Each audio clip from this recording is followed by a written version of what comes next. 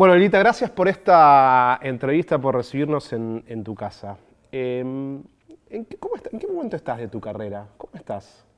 Yo estoy plena, Recién hablábamos antes de empezar que son justo 30 años. 30 años. 30 En años. realidad son, te diría, 50 años Sí. desde que yo empecé a trabajar en mi vida. Empecé a trabajar a los 17 años, porque entré a la facultad a los 15. Sí. Así que mi primera cátedra de instrucción cívica fue a los 17 años, cuando me separé. Porque me casé a los 16 y me separé a los 17. Y de carrera política, 30 Y de años. carrera, ahí está la carrera judicial, 20 años, 10 años, la carrera académica, 25 años, y la carrera, la judicial te dije, Sí. y 10 años de ejercicio de la profesión. Y ahí convencional, y ahí era todo al mismo tiempo, profesora titular de 2 cátedras, nunca había estado en política, así que fui candidata convencional constituyente por pedido de mi padre, de Luis León. Era profesora titular, tenía el estudio, ahí ya tenía el 8º hijo entre míos, nuestro y nuestros, y un estudio enorme. Así que ahí fui convencional constituyente y ahí empecé a ver lo que era la política, ¿no? Pero era titular de ciencia política, de derecho político. Sabía la teoría. Y vos recién dijiste, ahí empecé a ver lo que era la política. ¿Y qué era? Bueno, la verdad es que el Porque lugar... estamos en un momento Lo muy que pasa particular. es que yo venía un hijo hace 4 meses, venía de Punta del Este además. Yo trabajaba y ganaba muy bien, así que y era abogada de muchas empresas y de muchas de directorios en Buenos Aires, etc. Entonces, mi mirada era la mirada de mi padre, las historias de mi padre. Yo no había entrado a un comité en mi vida, yo no había hecho política. Y cuando vi, me espanté. ¿Por qué? Porque el primer acto creo que fue en Paraná, ¿no? Cuando se inaugura, en un teatro de Paraná. Y yo veo que... Te referís a la convención del 94, ¿no? Sí, yo voy en mayo, creo que es mayo que empieza. Entonces vamos a Paraná, en un teatro muy importante que hay en Paraná, antiguo. Y ahí veo que suben Duhalde, que tenía unos tacos así, ¿no? Estaba Menem, que tenía una peluquín. María Julia Alzogaray, que entraba con un tapado de bisón. Estaba Palito Ortega, que para mí era un cantante, y yo era de Leodante, imaginame, si iba a la al contrario. Entonces vos pensás, para una persona que estudió Derecho Constitucional y que era profesora titular de Derecho Constitucional y Derecho Político, yo me preguntaba si alguno de esos podía redactar un artículo. Fue tan la opresión que sentí entre el lujo del menemismo. Yo era de una clase media alta acomodada, entonces yo podía ver el lujo, podía ver los precios con que se vestían Adelina D'Alessio de Viola. Y era una ostentación increíble, más la incompetencia absoluta, más allá de que después me hice amiga y quise mucho, por ejemplo, a Lole Reutemann, y que fue un buen gobernador. Yo lo que veía era cantantes, lo que veía era corredores de auto, lo que veía era un tipo con tacones, el otro con... El menemismo en su máxima expresión. Sí, era la vulgaridad. Era un espectáculo muy vulgar, a punto tal que yo en un momento me retiro y me quiero volver a mi casa. Siempre me quiero volver a mi casa, ¿no? Siempre me estoy volviendo a mi casa, cuando me espanta la realidad. Tuve un shock. ¿Y hoy, Lilita? Por eso vuelvo. ¿Y hoy Después no, porque después la convención se desarrolló en la Facultad de Derecho, en el Paraninfo y en la Facultad de Derecho de Santa Fe. Yo ahí había hecho los estudios de doctorado con Gula, un gran profesor de Derecho Administrativo, y con Moseito Urraspe. Yo iba siempre a Santa Fe, mis tíos vivían en Santa Fe, mi familia, la Carriós de Santa Fe, los amigos de mis padres, así que yo ya estaba ahí en el patio de los Naranjos y en todo eso. Ahí se hacían los congresos, entonces yo ya me sentí, y fue un momento muy especial de la política, donde hice muchos amigos de todos los partidos que permanecemos hasta hoy juntos, o que nos hablamos, digo. Fue un clima muy interesante, el único. ¿Hoy qué clima ves? Porque recién dijiste, bueno, yo cuando me espantaba siempre volvía a mi casa. Hoy, ¿cómo estás vos hoy? ¿Qué estás En viendo? mi casa. No, estás en tu casa, por supuesto. Estoy en mi casa sin poder ir. Tengo una imposibilidad física, pero que tiene que ver con la salud mental, de llegar a siquiera la avenida Córdoba por Riobamba. O sea, cuando paso la avenida Córdoba y voy por Riobamba, tengo que cortar. ¿Por qué? Sin poder llegar a Riobamba y Rivadavia. Por el Congreso. Por el Congreso. ¿Y qué significa eso hoy para vos?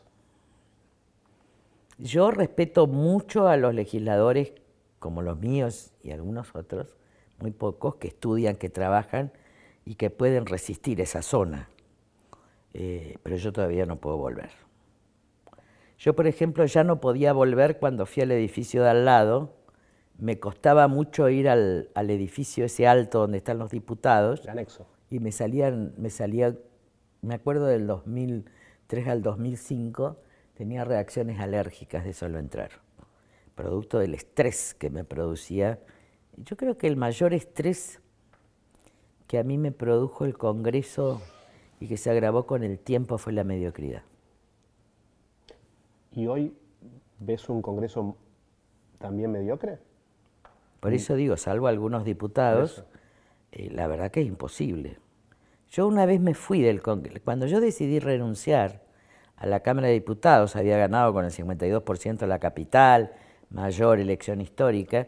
Cuando se va Macri yo decido irme, porque me di cuenta que yo que había controlado, viste que me gritaban de todo y yo me callaba, además me divertía, me tiraban cosas de la cámpora, yo los saludaba, pero hubo un momento en que yo dije, estúpida, en voz baja, a unas diputadas porque no votaron una ley contra el hambre, que era la de los bancos. Y cuando pronuncié esa palabra, dije, peléense conmigo, pero no con una ley. Está en juego el hambre de la gente, era el Banco de Alimentos, que era un proyecto de Pichetto y mío. Y ahí decidí que me tenía que ir. Porque primero me subía la presión, segundo me enfermaba, me ahogaba, porque ya no podía soportar la mediocridad y la ignorancia más absoluta. Y no, esto no es despectivo, porque yo entiendo que hay distintos tipos de conocimiento, no es desde la soberbia, pero hay conocimientos. ¿Qué quiero decir? Totti Flore es un sabio. O sea, no estoy hablando de la instrucción universitaria, estoy hablando que no había espacio para la razón, ni para el argumento. Yo recuerdo que cuando yo hablaba en la Cámara el silencio era total durante años, pero ya en los últimos años cualquiera podía decir cualquier cosa y nadie contestaba un argumento. Esto es un espacio de sin razón, también en el Ejecutivo, es un espacio de sin razón. Lo que está pasando hoy. Sí, todos los espacios no hay hoy en la Argentina un espacio para la razón y para la argumentación. ¿Y eso a qué le atribuís? A la ignorancia. Lo que pasa es que de la ignorancia viene la estupidez humana y de la estupidez humana puede venir el mal radical. ¿Y hoy en qué etapa estamos de ese proceso que estás describiendo? En la pandemia de estupidez, como dijo Arturo Pérez Reverte, acá y en el mundo. Hay una pandemia de estupidez humana. ¿Qué quiero decir? Y te lo prueba la neurociencia. Yo leo mucho de neurociencia, leo mucho de psicología. Hay una chica, Rojas Estapé, una que hace podcast española, que dice muy claro que el cerebro se va para el entretenimiento. Es decir, que ahora el problema de salud mental es que no podés estar atento, no podés concentrarte, no podés formarte, no podés... Estoy haciendo esfuerzos para que lean este libro, que es el fundamento de todo lo que hace Milei, que es la ética de la libertad de Rothbard. Entonces es muy difícil argumentar y contraargumentar.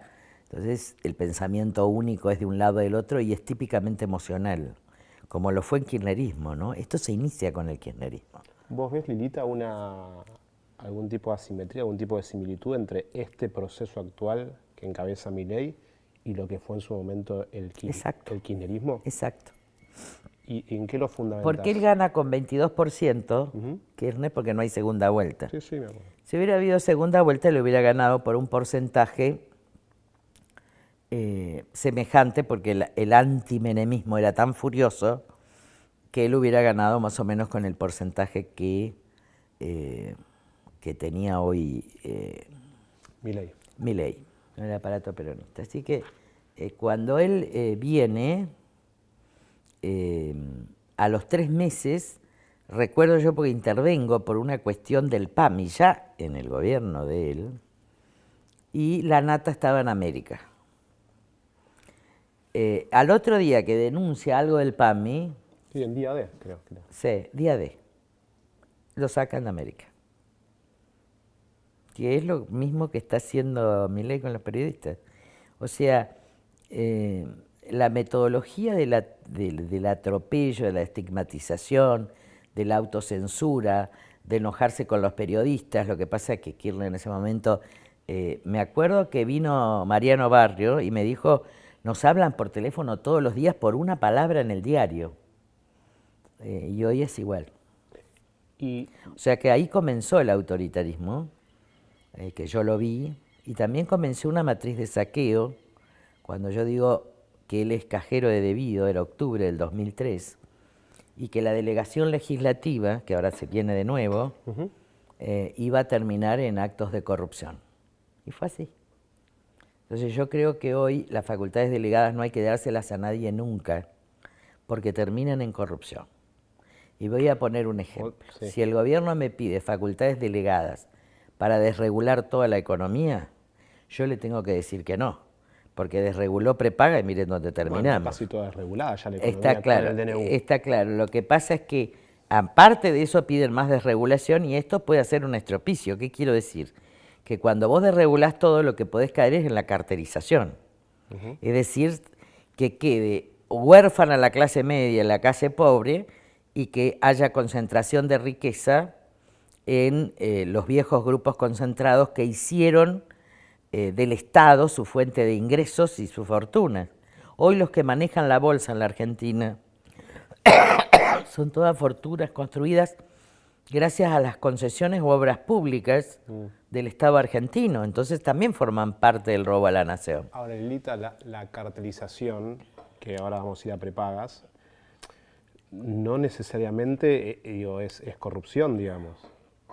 La cartelización demuestra que el mercado falla. Y cuando vos escuchás el discurso de Milei en Davos, que hoy retrocede, es el mercado no falla y los empresarios son héroes. El capitalismo tiene fallas, por eso para el desarrollo capitalista, para que haya un capitalismo democratizado, tiene que haber competencia. Porque si no, finalmente hay esclavitud. El capitalismo tiende a la concentración, como lo dice Daniel Bell ya en los 70, la sociedad postindustrial, entonces vos lo que tenés es que democratizar el mercado. Para eso tiene que haber competencia, porque si no hay precio monopólico.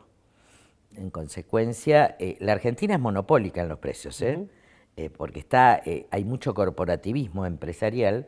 Entonces, si vos desregulás todo de repente, no incorporás competencia, sino que das libertad a todos para la fijación de precios. Si vos liberás el mercado del gas, por ejemplo, o liberás el mercado de la luz, va a haber una carterización entre Edenor, entre Vila, Manzano y los que tienen Edesur, y van a terminar un grupo comprando al otro. Entonces, la verdad es que en una Argentina corporativa tenés que primero dar lugar a grupos que puedan invertir y que haya competencia y después liberar. Y sin cepo, con el cepo y con impuesto a la importación, esto es imposible. Ahora, Lilita, vos ayer en las redes sociales, en estas últimas horas, te referías al tema prepagas, que el gobierno efectivamente tuvo que intervenir por los aumentos desproporcionados.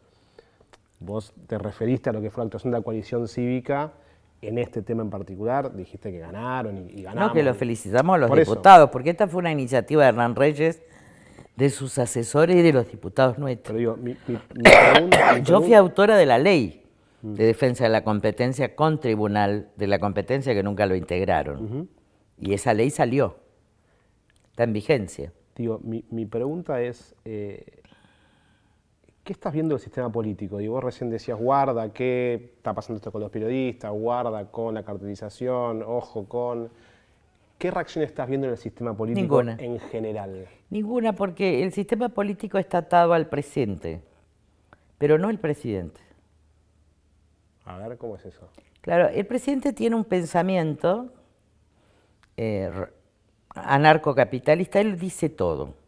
Por ejemplo, él sostiene, y esto quiero que se entienda, porque está acá en el libro, ¿no? Donde dice el papel del Estado, por ejemplo, Blair Roswell, y entonces ahí explica por qué el Estado es una asociación criminal. Sí, de hecho él lo dijo Él lo dice. hace algunos días. Ahora, ¿qué entiende esto? Por ejemplo, él no cree en ningún Estado, porque él cree que toda imposición de impuestos es un robo. Él dice así, en la historia del Estado, dice Roswell, un grupo de personas en un determinado momento se apropió, estableció impuestos para tener guerras, lo cual en el desarrollo histórico más o menos es así, la creación del Estado en Europa sobre todo, y ahí está la falla en la concepción, dice, bueno, se arrogaron esto, fijaron impuestos y todo impuesto es un robo. Con lo cual esa asociación criminal se convirtió en una asociación criminal que le robó dinero a la gente, que con eso hizo calles, que con esto conquistó tierras y la hizo como tierras públicas, cuando en realidad toda tierra no producida la puede apropiarse cualquiera, y esta asociación criminal estableció el monopolio de la fuerza. En consecuencia, para que haya libertad, el gran combate es la aniquilación del Estado. En esto, en parte dice metodológicamente, como vos tenés que ganar elecciones, es decir, ganar la lucha cultural, para que llegue un momento en que yo me convierta en un dictador elegido, ¿está claro? Bueno, hasta ahora fue efectivo Milei. Sí, por eso puede ser, si yo estoy hablando del éxito. La pregunta es a dónde vamos. Entonces yo me convierto, vos para ir al anarquismo tenés que convertirte en dictador, una especie de dictadura del proletariado en el marxismo. Acá tendrías que ser un dictador popular, no populista, popular, dice él, para después aniquilar el Estado. Y que las calles sean privadas, que no haya educación pública, esto lo dice perfectamente Venegas Lynch, que no hagas salud pública si la podés pagar, tampoco tiene que haber seguridad, también puede haber sobornos, porque el soborno es bueno, el sobornado en todo caso puede tener pena, pero si yo tengo que sobornar forma parte del capitalismo, puedo chantajear, tiene que hacer un negocio legítimo, porque como yo soy poseedor de mi conocimiento, soy propietario, tengo el derecho natural a mi conocimiento, yo le puedo ir a decir a otra persona que me puedo guardar en silencio ese pensamiento si él me paga. Como soy fideicomisario, no dueño, ni siquiera me tengo que hacer cargo de mis hijos, porque una vez que nacieron son otros sujetos. Nuestros hijos tienen el derecho natural, porque son propietarios de sus cuerpos y de su mente, de irse de la casa incondicionalmente a cualquier edad. Es decir, el chico de 8 años vos no lo podés retener, porque no hay concepción de familia. Y lo único que vos sos es fideicomisario. Entonces lo que podés hacer es vender ese fideicomiso que tenés. Ahora, Es decir, por ejemplo, vendés, y es un mercado legítimo, el de la venta de niños. Entonces, este es el pensamiento del presidente. Y acá está el libro, ¿eh? Acá están las hojas. Ahora, Lilita, ese pensamiento del presidente que vos decís... No, es lo que dice él. No, bueno... Yo no digo lo que no dice el presidente. No, es lo que yo dice... digo lo que el presidente dice. Ese pensamiento que describís del presidente, que lo dice Milei taxativamente. El otro día el reportaje de Fantino fue espectacular. ¿Lo viste entero? Lo vi entero porque es Roswell. Por eso. Pero digo, ese pensamiento, ese mensaje que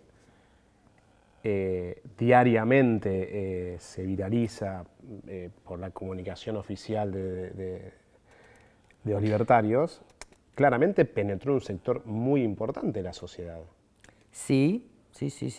Yo creo que, bueno, el pensamiento único de Cristina y Néstor también. Creían que era la izquierda revolucionaria y sin embargo era un populismo de izquierda. En realidad cuando vos tenés los cerebros el hipocampo vacío, ¿Qué es el hipocampo vacío? El hipocampo vacío, el lugar del cerebro del hipocampo es donde vos podés introducir conceptos, ¿no? Los conceptos forman parte de la sinapsis primero y después la idea de algo, el concepto de algo se forma en el hipocampo. Y ahí se construye la memoria.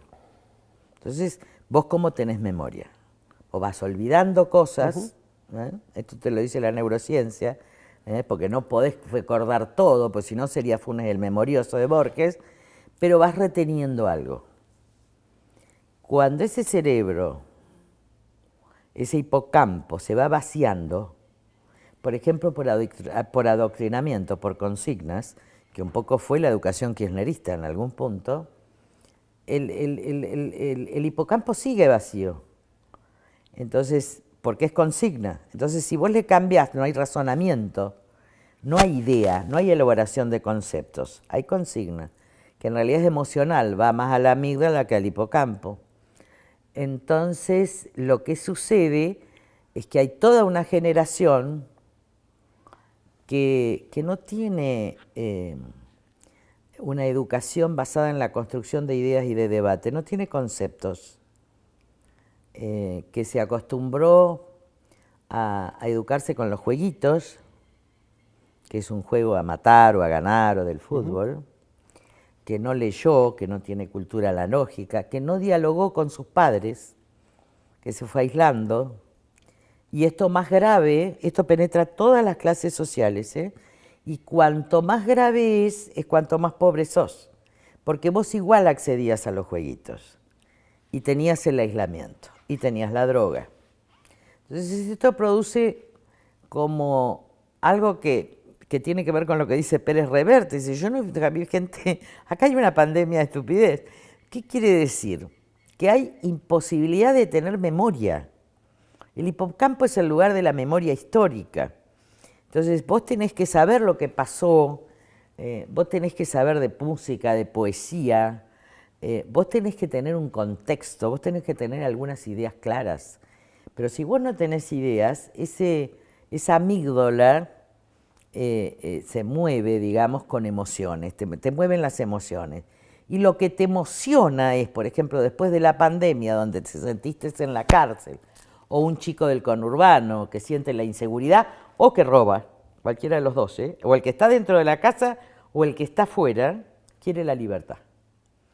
Entonces él entendió y además construyó la idea de la libertad, muy interesante, porque la desvirtúa. Es decir, en Moisés está como deber la libertad. Serán libres si no matan, no roban, no mienten. ¿Está claro? Ahí están los mandamientos, en prohibiciones. Ahí serán libres y pasarán 40 años en el desierto para que haya otra generación que establezca este orden de prohibiciones. Entonces él pone la idea de libertad, saca los mandamientos, ahí pone la ley de base, lo cual es una extrapolación terrible, usa lo religioso para poner esto, y a partir de ahí te construye, él dice, yo soy Aarón, Moisés es mi hermana, la que no habla, el jefe es mi hermano, mi hermana, que es la que tiene la misión. Yo soy Aarón, Aarón era el hermano de Moisés que podía hablar, yo soy el que, por eso hay una jefatura dual, Lo que está sucediendo en el Parlamento ahora es porque la jefa es Karina. O sea, vos cuando... Salvo en la parte económica y en la comunicación. ¿Y en la parte económica quién es el jefe? Porque Aarón era el que traducía a su hermano, pero la misión la tenía el hermano. Él dice, yo soy Aarón. La jefa es Moisés. Está en un reportaje clarísimo. Entonces, ¿qué pasa con Aarón? ¿Qué le promete Aarón al pueblo hebreo? Porque Moisés no venía, porque o no hablaba, o estaba en la montaña y Karina no sé dónde está. Le promete el becerro de oro. Es decir, el becerro de oro es central en esta idea, porque los pueblos ansiosos, ¿qué quieren? Un becerro de oro, alguien que les resuelva. ¿Cuál es el becerro de oro de la Argentina? Clarísimo, el dólar. Nuestro Dios, desaparecido Dios de la Argentina hace mucho tiempo, y desaparecida la razón, que era otro Dios.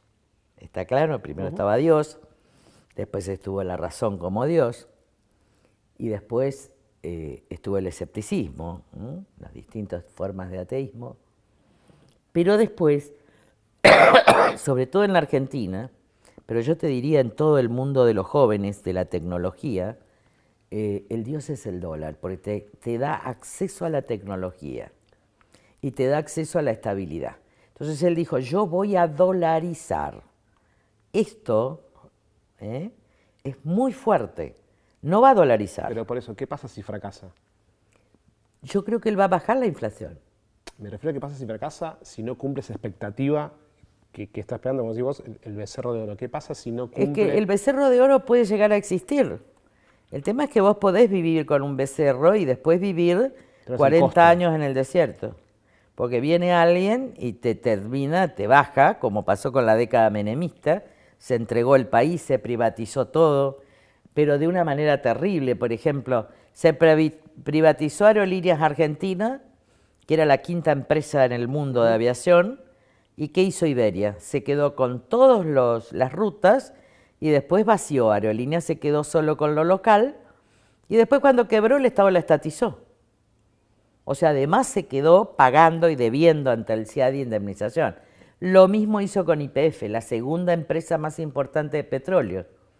La privatizó en una refinería de Repsol, donde estaba Cristina y donde estaba Néstor también, y después la vació porque extrajeron los pozos, después la entregó parte al gobierno a través de Eskenazi, que nosotros denunciamos, y después dice que la expropió, pero es mentira, porque en realidad le pagó el retiro a Brufau. En consecuencia, hoy, esto está denunciado por mí desde el 2006, sigue abierta la causa, en realidad la empresa vale 5.000 millones de dólares y nosotros debemos 26.000 millones de dólares, porque 10 le debemos a Repsol con intereses en bonos por la expropiación, eran 5, más bonos que daban, cuando venzan son 10.000 millones de dólares, más le debemos 16.000 millones de dólares al juicio que está en Nueva York de los fondos buitres, que en realidad son los corruptos argentinos los que están, y los Eskenazi. Es muy gracioso cómo nos roban. Y además lo ponen al hijo del juez de la corte. Entonces yo creo que lo que Milei hizo es cambiar la casta por la mafia. Ahora, esperamos que... Esto es fuerte. Esto entre el hijo y Scioli, esto estaba denunciado en los vínculos de Scioli, Escarcela. Todo esto se paró en la provincia de Buenos Aires por obra de Juntos por el Cambio, por obra de el acuerdo con Massa y los acuerdos de provincia. A eso iba, Lilita, en este análisis tan detallado y minucioso que haces, no se ve resistencia del sistema político. Porque incluso son muy contadas las voces del kirchnerismo que... Es que muchos no pueden hablar. Yo Digo, creo, pareciera que Milei tenía vía libre para... ¿Por qué tenía vía libre? Porque la verdad es que la única oposición que tuvo el kirchnerismo fuimos nosotros. ¿Vos te acordás que cuando el radicalismo en el 2003 saca el... Bueno, después fue Juntos por el Cambio. El 2%, pero espera. Cuando en ese momento López Murphy, que sacó, que salió segundo, creo tercero. Tercero. Yo estoy ahí a 2 puntos, porque la verdad que no sabemos. Entonces ahí López Murphy se retira de la política y los únicos opositores en el Parlamento es el ARI. Con lo cual teníamos muchos diputados. Vamos al 2007, sacamos el 24% con fraude, porque íbamos a la segunda vuelta, pero como los grandes intereses habían acordado con Cristina y con Néstor, e incluso los diarios, por eso taparon el fraude, y hubo un acuerdo entre Alfonsín y Duhalde para que yo no sea presidente, porque yo ya había hecho el acuerdo con el radicalismo y Alfonsín y Duhalde lo rompieron, por eso fue la baña. En consecuencia ahí perdí la presidencia, clarísimo, y me hicieron fraude. Éramos la única oposición, por eso la denuncia del 2008 de la corrupción, todas las denuncias de corrupción de la Argentina son del área de la coalición cívica. Y todos los planteos de inconstitucionalidad de las facultades delegadas solo son del área de coalición cívica. Cuando vos preguntás por qué en el gobierno de Juntos por el Cambio no hubo facultades delegadas, era porque yo estaba en el Parlamento y decía no. ¿Por qué no salió por decreto de necesidad y urgencia la reforma previsional? Porque yo dije no. Salieron los bonos, ¿por qué? Porque yo mandé a suspender la sesión, a cuarto intermedio, para hacer la propuesta de los bonos, porque si no, se le volvía a robar a los jubilados. Pero era una propuesta que finalmente era buena. Entonces, a lo largo de 30 años, si vos ves, en muchos momentos, estigmatizada por el establishment, Carrió no habla con nadie, no hace acuerdos, yo tuve que hacer acuerdos, porque si no parecía que era una egoísta. En consecuencia... ¿Te referís al acuerdo con Macri? No, acuerdo cívico, en el 2009. Bueno, después acordaste con Macri. Pero primero acordé con el radicalismo, que es el partido del que me fui, porque votó facultades delegadas. A caballo, es el mismo ciclo. Entonces, cuando votas facultades delegadas para pagar la deuda con los ingresos de la FIP diario, yo me voy del partido, ahí se funda el ARI. Entonces, la primera victoria electoral la tenemos en el 2009, con acuerdo entre la coalición cívica y el radicalismo, que no ingresa al socialismo. Después viene mi derrota del 2011, porque en realidad la CIDE y el gobierno financian, ¿a quién? Me sacan la mitad del dinero del 2007, a Wiener, candidato del gobierno para ser segundo, para romper cualquier tipo de acuerdo, fue Wiener. Entonces yo ahí saco el 1,8 porque además hubo una campaña... Igual era el 54% de Cristina. No, pero lo que digo es esto sucedió. La oposición se fragmentó porque la fragmentó el gobierno. Me acuerdo porque algún día tengo que contar esa historia de cómo nos sacaron la mitad. Nos querían sacar todos los recursos de la campaña. Igualmente contar, si yo tenía que perder. Había que entregar, yo tenía que perder. Y después empezamos a remontar a los 2 años, saqué el 35 en Capital. Y ahí cuando ya vuelvo a tener legitimidad política, entiendo que yo ya no soy la líder querida por este país. No, yo no tengo además esa vocación de poder. Yo tengo vocación de lucha hasta que me muera. Pero a mí esto de ir a la Rosada, ¿te imaginas? ¿Qué me va a dar la Rosada a mí? ¿O qué me puede poner o sacar a mí? Están en Olivos y además no tengo perro. ¿Ya no tenés más vocación de poder? Yo detesto el poder. Eso no quiere decir que si me toca lo ejerzo. Pero lo detesto. Porque si ¿Siempre lo detestaste? Sí. Si vos no lo detestás, no lo manejás. Porque te maneja la voz. ¿Y cuál? Por eso yo puedo estar fuera de la televisión. Los tipos se desesperan por ir a la televisión, ¿te ubicás? Sí, claro. O por el podcast. Yo estoy 2 meses, 3 meses sin salir, aquel me enloquece, ustedes se enojan, y yo la verdad que no tengo ganas de hablar, porque si no tengo nada que decir... ¿Y cuál fue tu momento de mayor poder? Depende. ¿Vos me estás, ya estamos de nuevo? Sí. No sabía. Yo, mira, los griegos decían el arete, ¿no? La excelencia del espíritu. Mi vida no corre por el lado de la política, pero somos seres políticos. Ahora, mi causa, la causa de mi vida, que es una mejor humanidad, solo se da en la política. Porque eso es Sodoma y Gomorra. Así que la lucha es la política, porque si no, ay, qué lindo los derechos humanos, qué linda la república, qué lindas las ideas, pero estoy adentro de mi casa. Ahora, eso de tener cargos, yo creo que para tener poder no se necesitan cargos, y yo no quiero el poder. Bueno, pero tuviste muchos cargos. Bueno, tuve un solo cargo, diputado nacional. Convencional Constitución de diputado nacional. Jamás acepté ser juez de la Corte, jamás acepté un cargo en el Ejecutivo, jamás quise ser senadora de la capital, que lo hubiera podido ganar 2 o 3 veces. El año que viene no vas a ser candidata. Jamás quise ser ministro porque me lo ofrecieron todos. Sí. Jamás quise ser nada más porque todos te quieren ascender ¿para qué? Para que dejes de ser una voz. ¿Por qué me querían encerrar en la corte ya en el 2001? Para que deje de hablar. Bueno, alguno te podría decir, y bueno, es mucho más cómodo estar en el Congreso y que Yo no creo, porque fijar una agenda nacional desde una asamblea es mucho más difícil que fijarla de un ejecutivo. Y vaya si fijamos la agenda de la nación, te cuento. Ingreso ciudadano a la niñez, sí, claro. Está. República, está. Consejo de la Magistratura, hoy rige la ley que yo elaboré con Pichetto. Comisión de lavado, cambio del Banco Central. Lucha contra la corrupción, contra todo el kirchnerismo. La hicimos nosotros. Entonces, ¿qué quiero decir? La lucha contra la corrupción la emprendimos, la lucha por la república, la lucha por la libertad, la ley de competencia es nuestra. ¿Qué quiero decir? Yo saqué todas las leyes que quería.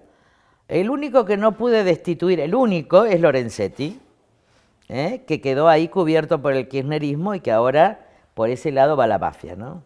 ¿Y qué te queda? ¿Qué te falta? A mí nada. Pero la verdad es que el sentido de la vida te da... A mí no me queda nada, yo estoy plena. Ahora, la gente dice Lilita como me quieren. Igual recién dijiste antes del proceso... Yo lo único que quiero es que la sociedad... ¿La gente que crees que te quiere? Sí, me quiere, sí. Y los que no me quieren, no me quieren, pero me respetan, no es una cosa así... Depende de la época. En términos, a ver, por ejemplo, incluso el periodismo, ustedes no, ¿eh? Y muchos otros periodistas que me conocen de mucho tiempo no. Pero en general el periodismo en tiempos no eleccionarios me hace desaparecer. Y los políticos también. Dicen, Carrió no existe más, Carrió está muerta. ¿Te acordás después del 1,8? Y de repente en tiempos electorales soy la referencia moral de la nación.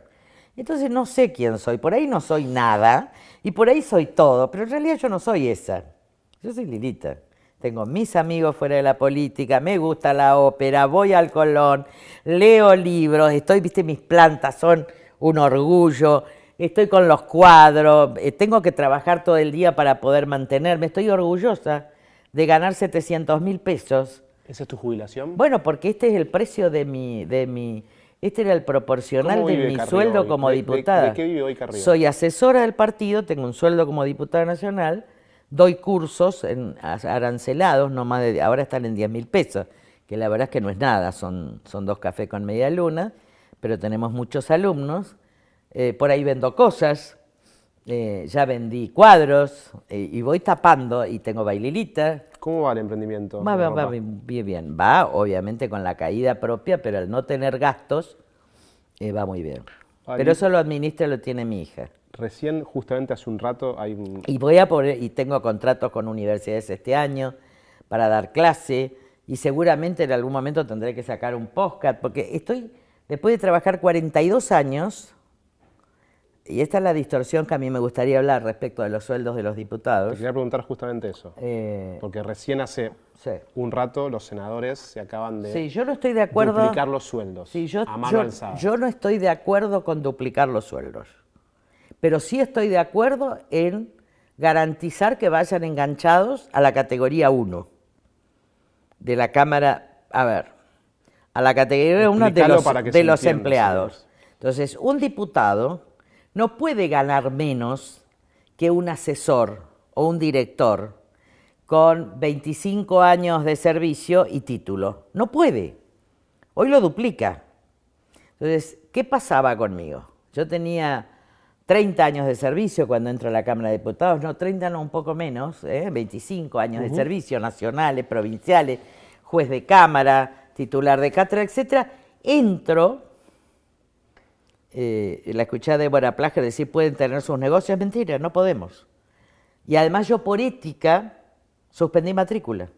Justamente ahora trabajo como abogada también. Ahora empecé a trabajar en mi estudio, ya me pueden contactar, porque además tengo que trabajar como abogada. ¿Tenés trabajo de abogada? Ahora sí ya tenemos el estudio con Mariana Stillman y con Juan Calandri, pero todavía no salió la página, pero ya voy a empezar a ejercer, porque no me da. ¿No te alcanza la plata hoy? No. Ya te digo que lo que salía creo que entre la luz y eso, ni no me alcanzaba la jubilación, entre la prepaga y o sea, yo tengo que trabajar y no me quejo. Y no me quejo. Ahora, si a mí me hubieran contado la antigüedad y si a mí me hubieran contado el título, yo tendría que ganar, y si no tuviera tope, yo tendría que ganar al menos 2 millones de pesos de jubilación, que es lo que está ganando un profesor titular con dedicación exclusiva y con antigüedad. Ahora, sin embargo, gano 700. ¿Por qué? Porque cuando yo me jubilé, y por esta cuestión demagógica frente a la sociedad, Monzón no aumentó más los sueldos. Entonces, como un diputado no cobra, un diputado o un senador, no cobra aguinaldo, no cobra antigüedad, no cobra título, hoy un diputado nacional en mano cobra 1.400.000. Y la verdad es que el mínimo en colectivero se fijó en 1 millón. Y un poquito más por el desarraigo, pero apenitas. Digo, apenitas. Entonces, ¿qué quiero decir? Ya no están los pasajes, que estaban antes, esto es mentira. ¿Y cómo haces para dar ese debate en este contexto? Pero es que también es irrazonable el monto. Digo, si yo digo 1,5 millones, me voy a 3 millones, me parece, si yo pongo una norma que diga, no puede un diputado ganar menos que su asesor, categoría 1, con 25 años de antigüedad y título. Parece, con eso ya está bien, porque entonces, bueno, quedás desenganchado. Enganchada está la Corte, enganchado está el Ejecutivo. Es mentira que se vive por el bronce, los honestos no vamos por el bronce, porque yo por eso dejé la profesión. Por supuesto que a los corruptos no le importa. ¿Qué quiero decir? No es que fomenta la corrupción, es mentira, no.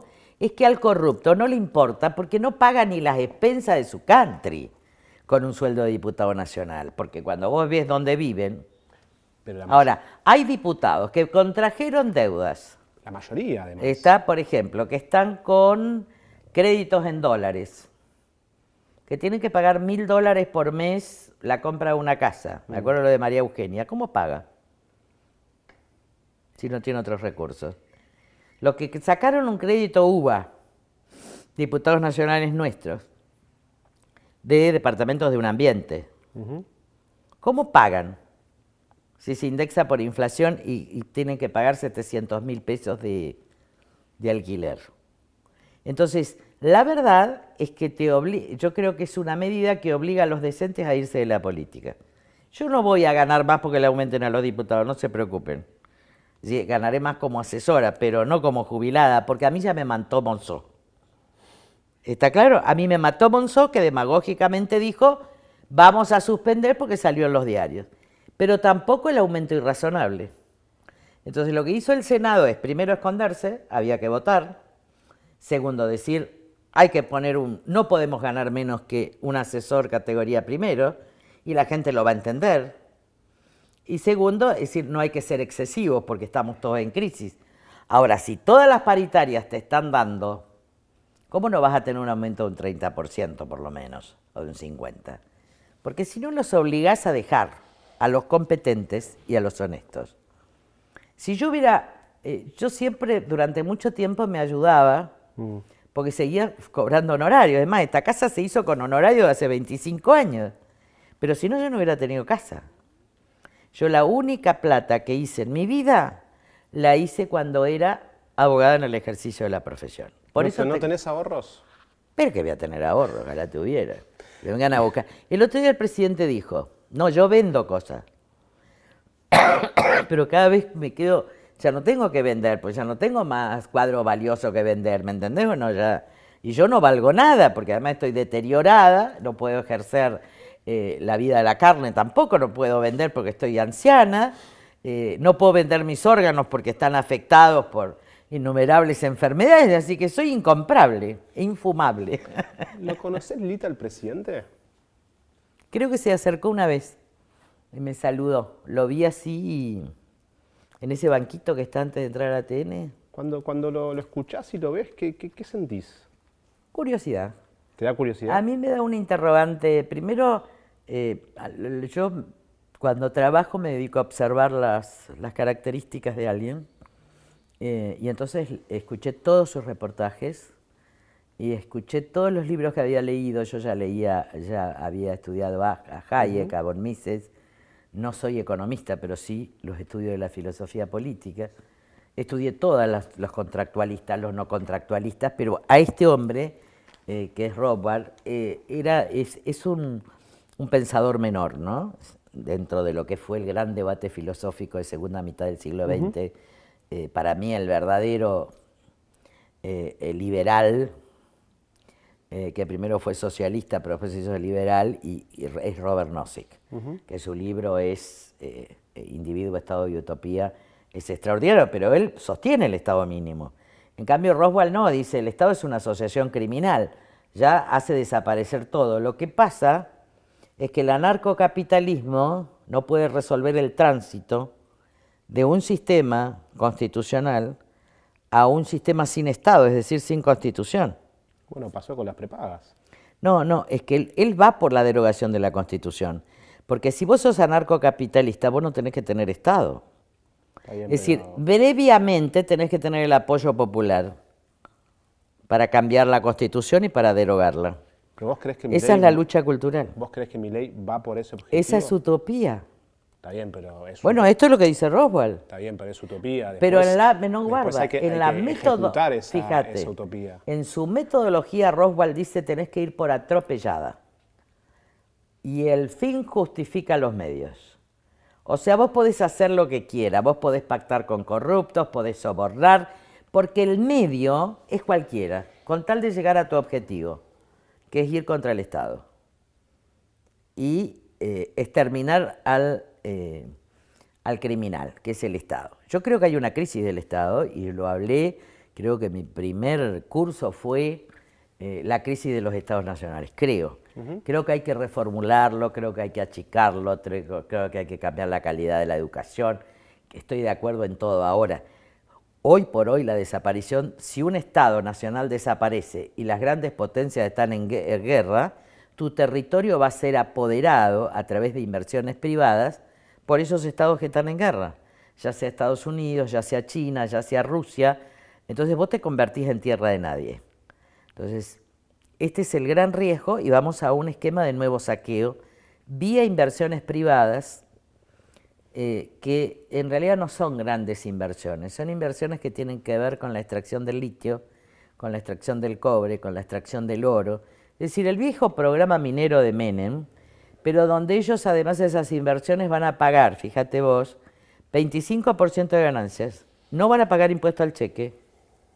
Es decir, que las clases medias, las pymes y las empresas decentes registradas en la Argentina van a pagar el 35% de ganancias, van a pagar el impuesto al cheque, van a pagar el impuesto a las ganancias, ellas no. Esto es una entrega. Ahora, Y a eso vamos. ¿qué? Esa es la ley de inversiones. Entonces, ¿qué me va a decir una pyme a mí? Vos no me derogás el impuesto al cheque. Ahora, ¿cuál es el obstáculo mayor que tiene él? Que no puede salir del cepo. ¿Por qué no puede salir del cepo? ¿Porque le faltan 15.000 millones de dólares? No. No puede salir del cepo porque no puede salir del impuesto país. Porque es el impuesto país el único que le está dando dinero. Sí, claro. ¿Puede eliminar retenciones? No. Entonces, por eso yo le había propuesto al campo, mire, si no eliminan retenciones, por lo menos devuélvanle en bonos. De hecho, los gobernadores quieren coparticipar en el impuesto país. Pero digo, devuélvanle, pero es que el impuesto país es distorsivo. En consecuencia están encerrados, y esto es lo que no se dice. ¿Y cómo sale de ese encierro? Y no sale, porque el año que viene no va a haber rendimiento de ganancias si están quebrando todas las pymes. ¿Y entonces? Y entonces ahí vamos a ¿Cuál ver. es el éxito de este programa? Esto es lo que dijo alguien del Tesoro de los Estados Unidos. El auto parece muy lindo, pero cuando abrís el capó no te cierran las cosas. Es que yo creo que la hipótesis acá tenemos que decir, mira, están haciendo en la U. ¿Tenemos oportunidades? Sí.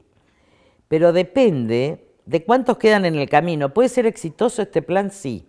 ¿A costa de quién? A costa de la pobreza y la caída en la pobreza de las clases medias argentinas.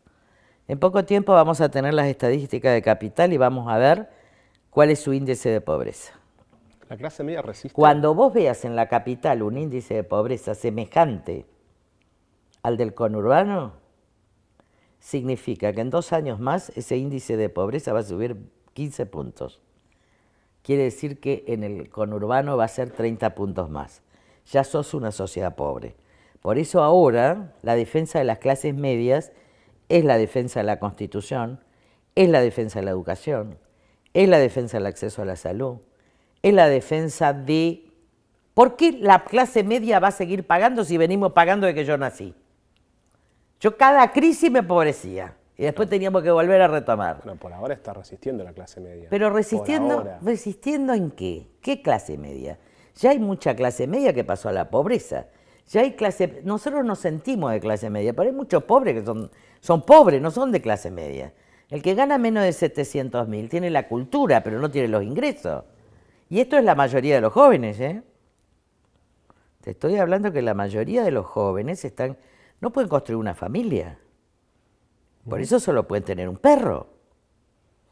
Porque si yo tengo que mandar a los chicos al colegio, si hoy un jardín de infantes te está saliendo 400.000 pesos, Si vos tenés 3 hijos y tenés 1 millón de ingresos o 2 millones de ingresos, no podés vivir. Es más, la baja del consumo de carne parece un dato, bueno, ya se va a ordenar el mercado. Ahora, una persona de la tercera edad que pierde proteínas se muere, porque pierde los músculos. Entonces, si un jubilado a mí me está comiendo 1 vez por semana proteínas, ese hombre se me muere 10 años antes por falta de proteínas. Es decir, yo ya puedo alimentar muy mal a un chico con carbohidratos, pero yo a un adulto mayor, si solo le doy carbohidratos, lo mato inmediatamente. Entonces, me parece que hay muchas cuestiones, pero hay que debatirlas. Lo que yo no me niego, yo no estoy en contra. Yo, aunque sea exitoso, este modelo no lo quiero para la humanidad. No soy idolátrica, no creo en la idolatría del dólar, no creo creo que hay enormes contradicciones en el capitalismo, creo que no hay otro sistema, soy democrática, soy republicana, creo en los derechos humanos como derechos naturales, pero en todos los derechos humanos, no en el derecho de propiedad. Por ejemplo, él dice, yo soy propietario exclusivo de lo que pienso, entonces le podés decir al otro cualquier cosa. No. ¿Por qué no le...? Y pues yo le puedo decir, dice, no hay injuria, no hay calumnia. Entonces, la verdad es que, en el fondo es muy argentino lo que está pasando, ¿no? De alguna manera muy maradoniano. Yo creo que es sin reglas, ¿eh? Es a lo que dé.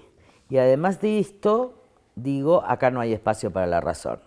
Acá solo hay espacio para la emoción, y en la guerra tecnológica, que es la verdadera guerra mundial, está ganando China. ¿Con qué está ganando China?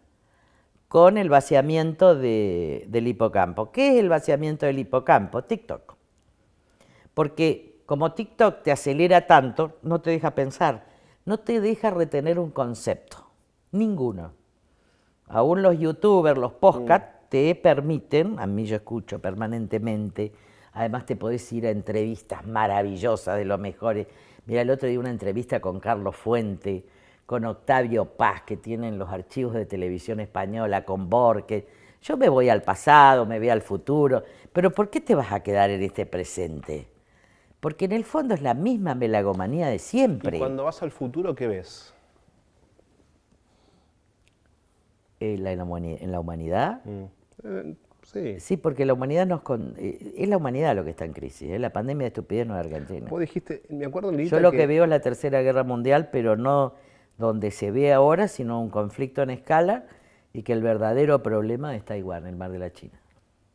Esto es lo que veo en el horizonte del futuro, y veo que América del Sur tiene una enorme oportunidad de revisar, pero de reconstruir y poner en valor los valores judeo-cristianos y los espacios de la razón que creó Occidente, más los espacios del amor que creyeron las grandes tradiciones judeo-cristianas. Yo creo en eso, creo profundamente en eso, creo en los derechos humanos. Soy feminista, pero no estoy de acuerdo con estas tribus de feministas últimas, sino que hay que abrir caminos, y la verdad es que tu vida es testimonio de tu apertura, así que creo en la diversidad, y de hecho la coalición cívica es diversa, sí, claro. Está porque no se trata de pancartas ni de marchas, ni de hacer cosas de mal gusto. Miren, yo quiero que las mujeres defiendan sus derechos.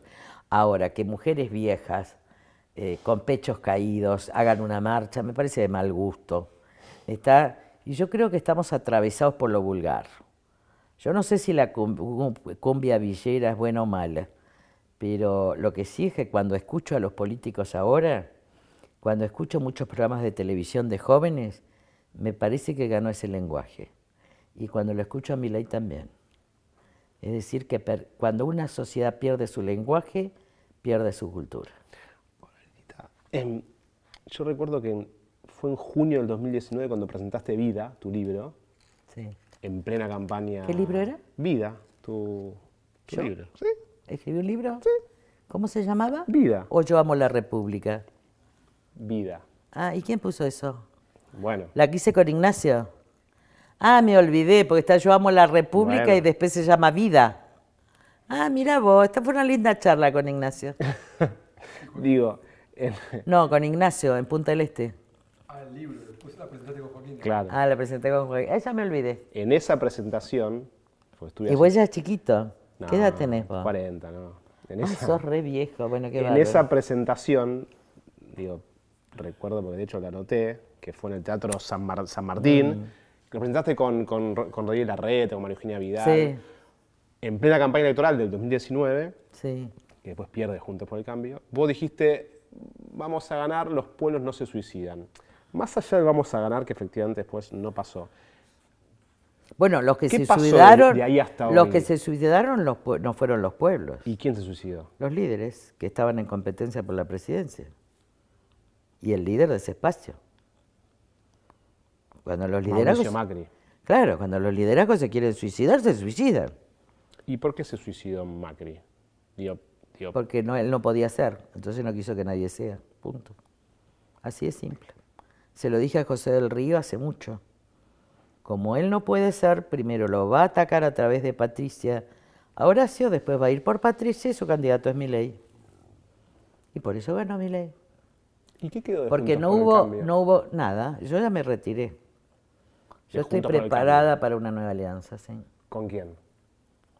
Todavía no se sabe, pero es una representación de estos valores ¿Pero clásicos. ¿Lo estás pensando? Sí, sí, sí. ¿Y estás ejecutando? Sí, lo voy a ejecutar. Pero ¿Y querés adelantarlo? recién no. Recién hay un hilo de camino. El eje tiene que ver en nuestros valores y nuestra identidad de clases medias, cosmopolitas, de que los pobres sean de clase media. ¿Y vos estás para poner el cuerpo? Yo siempre En voy a términos poner. electorales te pregunto. Si es indubitable y si toca, lo voy a poner. Porque recién antes nos decía que llegás a Riobamba y Rivadavia y te agarra pánico. Sí. Por eso te pregunto si estás para... A vencer el pánico.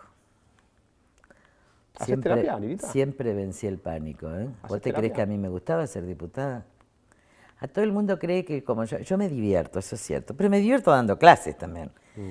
Y todo el mundo se acuerda de la Cámara de Diputados porque me extraña, porque yo hacía lío. Entonces era muy divertida la Cámara de Diputados porque además todos creían que yo tenía una estrategia alternativa, los perdía, era como un jugador ahí. Y eso se perdió. Dice que la alegría se perdió porque están todos serios, todos aburridos, todos deprimidos. Así que a mí me divertía la Cámara, ¿no? Me daba mucha pena la decadencia intelectual, sí. Porque yo viví en la década menemista y los diputados menemistas primero te respetaban. De hecho, vos hablás con cualquier presidente de la Cámara de esa época, con cualquier diputado de esa época y tienen por mí un respeto enorme. Y yo era una antimenemista. Digo, Pichetto era mi contradictor principal, pero somos amigos de aquella época. ¿Qué quiero decir? Que había respeto, y había respeto por el conocimiento del otro, había mucha argumentación, y había gente muy capaz. Pero bueno, mira, yo voy a hacer lo que mi conciencia me mande, no especulo, lo que me diga Dios en ese momento, si tengo que ganar 700.000 de jubilación y no ir a la corte nunca, como nunca quise ir, si yo me jorobé sola, gracias a Dios, me jorobé porque pudiendo ser juez de la corte, ofrecido por Sergio Acevedo, que el otro día hablé feliz, era jefe de la CIDE cuando asumió Kirchner, él fue a mi casa de Santa Fe, él es testigo, ahora nos vamos a juntar, para ofrecerme la corte y el Ministerio de Justicia. Y yo le dije que no me iban a comprar. Entonces te imaginas que yo tenía mi vida asegurada. Además no iba a presidir Lorenzetti, la iba a presidir yo. Ahora, si ahí dije que no, siempre voy a decir que no. No estoy en la vida por una cuestión de dinero. No tengo la idolatría del dólar y Dios me ha dado todo, me ha dado amigos, me ha dado hijos maravillosos, me ha dado libros, me ha dado árboles, ¿qué más puedo pedir? Me ha dado amor y me gusta la soledad, con lo cual no me preocupa estar sola, porque cuando estoy sola es cuando más feliz estoy. Recién dijiste que Milei cambió... Y decoro, tengo que cambiar sí, las hay cosas. mucha decoración. Recién dijiste que Milei cambió casta por mafia. ¿Te considerás casta vos, Lilita? ¿Sí? ¿Sí? Sí, porque no tengo relaciones ¿Sos desde hace casta? mucho tiempo. Solo por eso. Sí, sí. En términos políticos, no. Pero si le quiere poner casta, que le ponga. Ahora, el problema no es la casta, el problema... Yo soy una política clásica, en ese sentido, yo soy casta. Tradicional. Soy una política profesional clásica, te diría, al estilo de Alem, al estilo de Aristóbulo del Valle, al estilo más todavía el de Santa Fe, ¿cómo se llama? Que todos me dicen Leandro. ¿Cómo? De la Torre, Lisandro de la Torre. A mí en Santa Fe yo soy eso, y voy a ser toda la vida eso. Y voy a morir en eso. Me encanta hacer una política clásica, porque amo los valores clásicos, porque amo los judeocristianos, amo Grecia, amo las discusiones, amo el espacio de la razón, amo la ilustración, amo las contradicciones del capitalismo, amo la Argentina. Soy parte de la historia porque mi familia, o parte de mi familia, es parte de la historia desde 1700, digo, aunque uno no lo diga, y por otro lado también soy nieta de inmigrantes, pero no me saco la ciudadanía española por culpa de Repsol y de Iberia, porque nos robaron. ¿Qué quiero decir? Soy argentina, yo acá no me muevo. No me voy a ningún lado. Ahora, no me digan que me calle, porque así me dijeron en la Convención Constituyente. Se acercó una convencional ligada a Alfonsín y me dijo, vos sos una traidora. Yo no estaba ni afiliada al partido. Y de hecho ella no sabía que Alfonsín había acordado con mi padre, porque eran íntimos amigos, de que yo hiciera lo que quisiera, porque yo le mandé a decir, yo ese núcleo no lo voto. Yo no voy a votar algo que esté en contra de lo que enseño en la facultad. Así de simple fue, por ética intelectual. Entonces me dijo, no hables, sos una traidora. Solo bastó que esa señora convencional me dijera que no hable para que yo me vaya, Alfonsín, con 37 años y le diga, yo voy a hablar. No me van a torear. Bueno, en 30 años hablaste mucho. Y bueno, siempre hablé mucho. Hablé en la cátedra. Yo estoy atada a mis palabras, ¿eh? Yo siempre estuve en contra de las facultades delegadas. Cuando era profesora a los 21 años y hoy. Uno está atado a sus palabras. Yo creo que lo único a lo que uno está atado en la vida es a sus convicciones y, en mi caso, a Dios y a la Eucaristía. A mí no me ata la sociedad. Además, quiero denunciar algo. Las clases medias tienen un tono sacrificial que me parece demencial. ¿Por qué? Porque siempre perdimos. Porque venimos perdiendo hace 40 años. Y además le pedimos a los gobiernos, sí, vamos a hacer el sacrificio. Somos optimistas idiotas. Si los que están haciendo los negocios, gracias al sacrificio de las clases medias, son las grandes corporaciones de la Argentina y los corruptos que van a venir por fondos de inversión vía las inversiones. Es decir, que los 1.000 millones que se robaron de dólares, que se robaron los Chernakovsky de la vida, van a venir con inversiones a través de fondos de inversión, los que nos robaron antes, y nos van a seguir robando. Esto es el blanqueo. Y estas son las nuevas inversiones. ¿Qué son las nuevas inversiones? Fondos buitres. ¿Quiénes están detrás de los fondos buitres? Los que nos robaron. ¿Y pero qué hace la clase media con eso? Bueno, la clase media lo que tiene que hacer es promover una rebaja impositiva y un modelo PYME, ciudades inteligentes ligadas al campo, bajar retenciones, compensar mientras estén las retenciones, compensar con bonos a 5 años. Entonces vos a 5 años podés hacer inversiones de capital con otras inversiones. Yo creo que hay que cambiar el matriz, pero vos le hablas al campo y la verdad es que los tipos están fascinados y no les van a dar los números. Y vos decís, el campo está fascinado. Está la política en general fascinada, o buena parte de la política fascinada. Tus ex socios de Juntos por el Cambio. Sí están fascinados. En buena medida. Es falta de hipocampo. Bueno, pero están fascinados. Pero yo ya vi la falta de hipocampo hace mucho, ¿eh? Yo hablaba con los candidatos a presidentes del espacio de Juntos por el Cambio y nadie podía hablar de geopolítica mundial. Finalmente la geopolítica terminó en Qatar. ¿Ni siquiera Rodríguez Larreta? No, ni siquiera Rodríguez Larreta. Ni siquiera. ¿Estás hablando con Rodríguez Larreta? A veces sí, porque tengo una relación personal, pero no política. Nosotros estamos solos, somos oposición. La coalición cívica. Sí, y no somos socios y solo dialogamos en el Parlamento Nacional. Vamos a votar como siempre, hace 30 años, lo que es correcto y no vamos a votar lo que es incorrecto.